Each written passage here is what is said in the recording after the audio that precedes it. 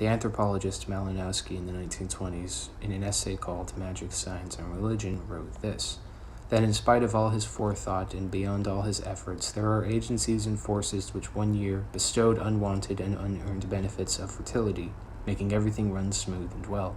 And another year again, these same agencies bring ill luck and bad chance, pursue him from beginning till end, and thwart all his most strenuous efforts and his best founded knowledge.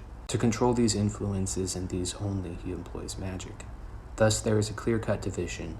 There is first the well-known set of conditions, the natural course of growth, as well as the ordinary pests and dangers to be warded off by fencing and weeding. On the other hand, there is the domain of the uncountable and adverse influences, as well as the great unearned increment of fortunate coincidence. The first conditions are coped with by knowledge and work, the second by magic.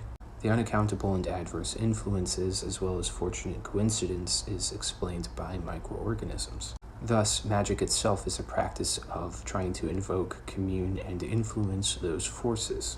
Those forces were personified as gods, as spirits, as miracles, as demons, and disease, as well as karma and luck. Every culture and civilization on Earth has had to deal with those unaccountable and adverse influences, the microbial world around them.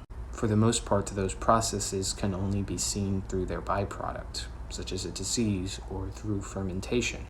Magic, religion, folk belief, mythology, rituals, and sacraments, or what we could summarize as the phenomena of spirituality itself, is a way of interacting with this microbial world that is natural to every environment on the planet.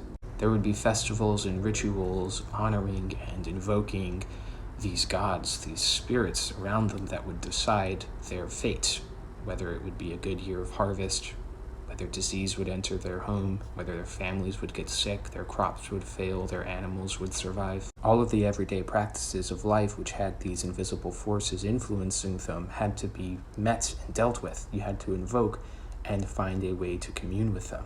This is what religion is. But it is ultimately because microorganisms do react and interact with everything intelligently that such practices can indeed work. In today's world, despite the abstraction of the ideas of God, it's still used for that very reason.